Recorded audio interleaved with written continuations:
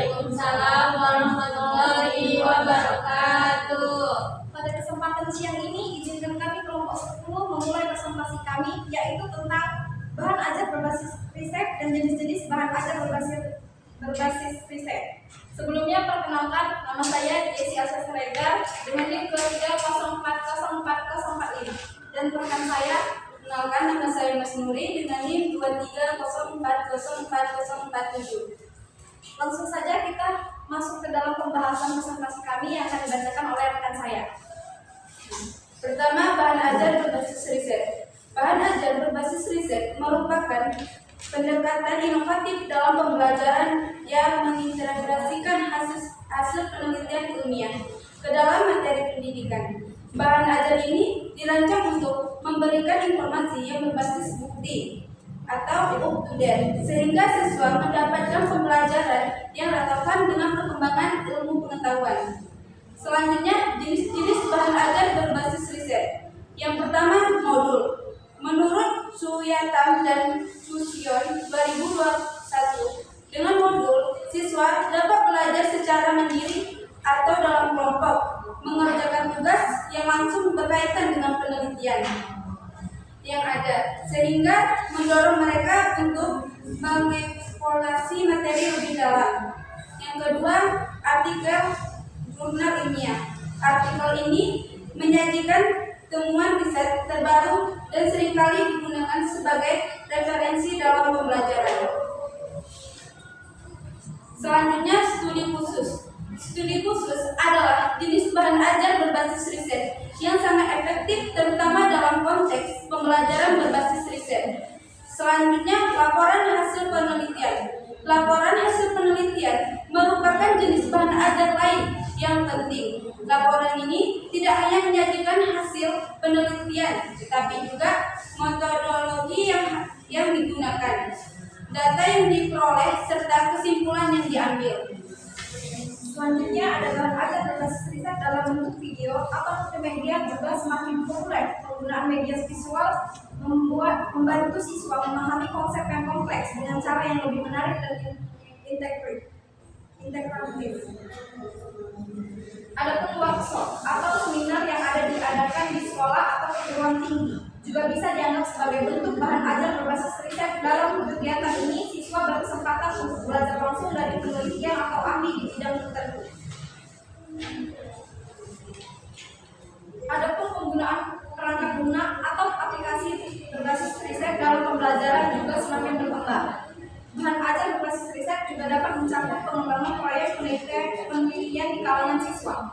Proyek ini memungkinkan siswa untuk merancang, melaksanakan, dan melaporkan hasil penelitian mereka sendiri, sehingga mereka dapat mengalami secara langsung seluruh proses ilmiah. Kesimpulannya, bahan ajar berbasis riset merupakan metode pembelajaran yang menggabungkan hasil penelitian ilmiah dalam proses pendidikan, memberikan materi yang berbasis bukti dan terkini. Jenis-jenis bahan ajar ini beragam, termasuk modul, artikel jurnal ilmiah, studi kasus, laporan hasil penelitian, media multimedia, workshop atau seminar, serta perangkat guna atau aplikasi berbasis riset. Pendekatan ini membantu siswa memahami materi lebih mendalam, relevan dengan perkembangan ilmu pengetahuan, dan meningkatkan keterampilan kritis serta kemampuan eksploratif mereka. Baik, sekian pembahasan hasil presentasi kami. Kami akan membuka sesi tanya jawab. Kami silakan kepada teman-teman yang ingin bertanya. Silakan, ada Nabila. Baik, perkenalkan, nama saya Nabila Jawardani dengan NIM 23040446. Pertanyaannya, menurut kelompok kalian, bagaimana memilih bahan ajar berbasis riset yang cocok? Terima kasih. Selanjutnya, silakan terbuka. Jadi selanjutnya dari kelompok 9 ingin bertanya, apa saja tantangan dan peluang dalam pengembangan bahan ajar berbasis riset di era digital? Ya. Saya mengenai dari kelompok 5 ingin bertanya, apa fungsi studi kasus dalam bahan ajar berbasis riset? Selanjutnya, Silakan Pak ya.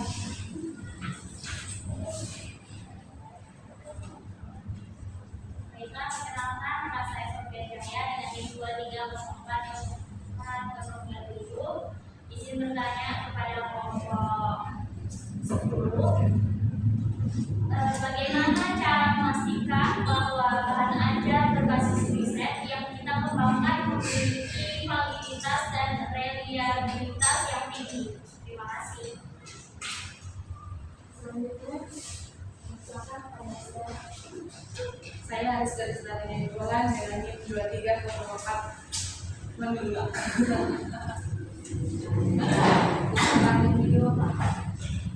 Saya Rizda Nainggolan dengan NIM 2304040409. Pertanyaan saya yaitu faktor-faktor apa saja yang harus dipertimbangkan dalam menentukan bahan ajar yang tepat untuk pembelajaran. Selanjutnya, silakan Pak Yasir. Saya Bintar yang berbantu bertanya kepada kalian, yaitu apa kelebihan bahan ajar berbasis riset dibandingkan bahan ajar konvensional? Selanjutnya ada yang ingin lagi, kalian silakan sampaikan. Kenalkan, nama saya Ketua Lula dari kelompok 4 yang bertanya bagaimana bahan ajar ini mendorong siswa untuk melakukan penelitian lebih lanjut dan mengembangkan keterampilan berpikir kritis. Terima kasih. Perkenalkan, nama saya Saudara Madani dengan NIM 23040403 yang bertanya kepada kelompok 10. Dalam bahan ajar berbasis riset, apa yang menjadi keunggulan utamanya? Selanjutnya ada yang ingin bertanya lagi, kalian silakan kepada dia. Kenalkan, saya Mutia Adipofna dari kelompok 1 yang bertanya bagaimana cara mengadaptasi bahan ajar berbasis riset untuk kebutuhan siswa yang beragam. Selanjutnya ada yang bertanya, kalian silakan kepada dia. Saya Leonora dari kelompok 2. Pertanyaannya, apa tujuan dari adanya bahan ajar berbasis riset? Selanjutnya ada yang bertanya lagi.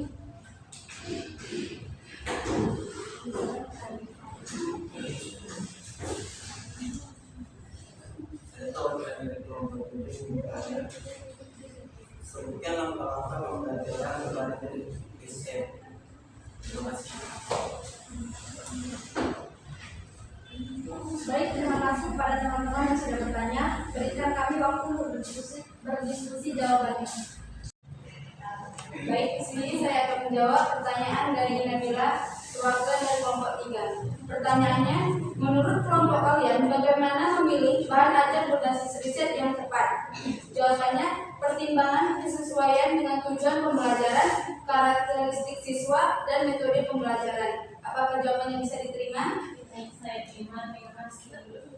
Selanjutnya, saya akan menjawab pertanyaan dari Diva Rahmi. Pertanyaannya, apa saja tantangan dan peluang dalam pengembangan bahan ajar berbasis riset di era digital?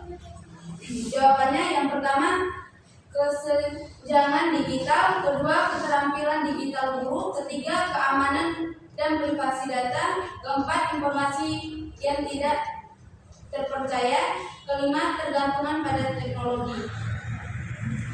Selanjutnya saya akan menjawab pertanyaan dari Hani kelompok 5. Apa fungsi studi kasus dalam bahan ajar berbasis riset? Jawabannya, menghubungkan teori dengan praktik. Kedua, meningkatkan keterampilan analitis. Ketiga, memperkaya pemahaman kontekstual. Keempat, mengembangkan keterampilan penalaran kritis. Kelima, mendorong partisipasi aktif. Keenam, memfasilitasi pembelajaran berbasis masalah.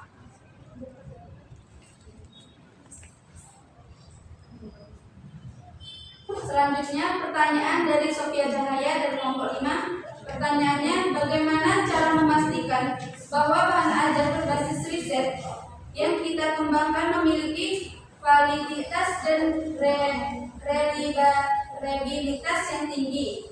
Jawabannya, untuk memastikan validitas dan reliabilitas,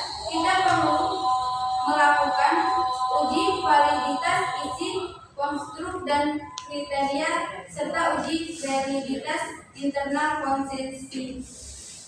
Misalnya koefisien alfa Fibonacci dan stabilitas, misalnya uji ulang. Apakah jawabannya bisa diterima?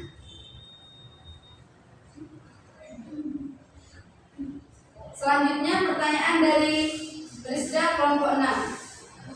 Faktor-faktor apa saja yang harus dipertimbangkan dalam menentukan bahan ajar yang tepat untuk pembelajaran?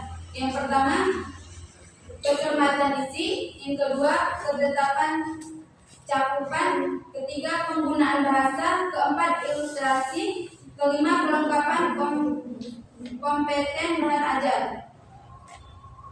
Baik, di sini saya akan menjawab pertanyaan dari Brigita kelompok 8. Pertanyaannya, apa kelebihan bahan ajar berbasis riset dibandingkan bahan ajar konvensional?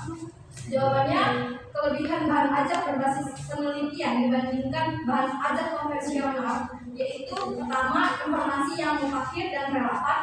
Kedua, berpikir keterampilan berpikir kritis. Ketiga, memperkuat pemahaman konseptual. Keempat, meningkatkan minat belajar. Kelima, mendorong kolaborasi dan diskusi ilmiah. Keenam, kontekstualisasi pembelajaran. Apakah jawabannya bisa diterima?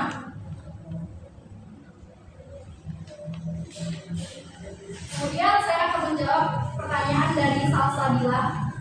Pertanyaannya, bagaimana bahan ajar ini mendorong siswa untuk melakukan penelitian lebih lanjut dan mengembangkan keterampilan berbasis kritis? Jawabannya, bahan ajar yang baik dapat mendorong siswa untuk melakukan penelitian lebih lanjut dan mengembangkan keterampilan berpikir kritis melalui beberapa cara, yaitu menyajikan pertanyaan terbuka, menyertakan kasus atau masalah nyata, mengintegrasikan proyek penelitian, memanfaatkan literatur riset terbaru, memberikan ruang untuk diskusi kritis, menggabungkan teknik penelitian interdisipliner, mengajarkan evaluasi sumber informasi. Apakah jawabannya diterima? Selanjutnya saya akan menjawab pertanyaan dari Cinta kelompok 8. Dalam bahan ajar berbasis riset, apa yang menjadi keunggulan utamanya? Salah satu keunggulan utama dari bahan ajar berbasis riset adalah kemampuannya untuk menghubungkan teori dengan praktik. Siswa tidak hanya diajarkan teori secara abstrak, tetapi juga melihat bagaimana konsep tersebut diterapkan dalam dunia nyata melalui penelitian. Selanjutnya saya akan menjawab pertanyaan dari Mutia kelompok 1. Pertanyaannya, bagaimana cara mengadaptasi bahan ajar berbasis penelitian untuk kebutuhan siswa yang beragam? Jawabannya, mengadaptasi bahan ajar berbasis penelitian untuk siswa beragam dapat dilakukan dengan cara yang pertama, mempertimbangkan perbedaan individu. Yang kedua, gunakan strategi pembelajaran yang berdiferensiasi. Yang ketiga, gunakan berbagai metode dan media. Contoh adaptasi, menyesuaikan materi dengan tingkat kesulitan yang sesuai, gaya belajar siswa dan minat khusus mereka. Apakah jawabannya bisa diterima? Baik, bisa diterima. Terima kasih.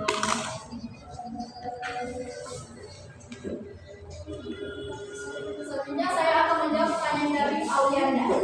Pertanyaannya, apa tujuan dari adanya bahan ajar berbasis riset? Tujuan utama bahan ajar berbasis riset yaitu meningkatkan kualitas pembelajaran, menyesuaikan dengan kebutuhan siswa, memperkuat keterampilan berpikir kritis, memperkaya konten pembelajaran. Apakah jawabannya bisa diterima? Baik, selanjutnya saya menjawab pertanyaan dari Irfandi. Pertanyaannya, sebutkan langkah-langkah pembelajaran berbasis riset. Langkah-langkah pembelajaran berbasis riset. Yang pertama, merumuskan pertanyaan umum. Yang kedua, tinjauan penelitian. Yang ketiga, mendefinisikan pertanyaan. Yang keempat, kegiatan perencanaan, klarifikasi metodologi penelitian. Yang kelima, melakukan investigasi. Keenam, interpretasi dan pertimbangan hasil. Apakah jawabannya bisa diterima? Sekian dari hasil presentasi kelompok 10. Kami ucapkan assalamualaikum warahmatullahi wabarakatuh.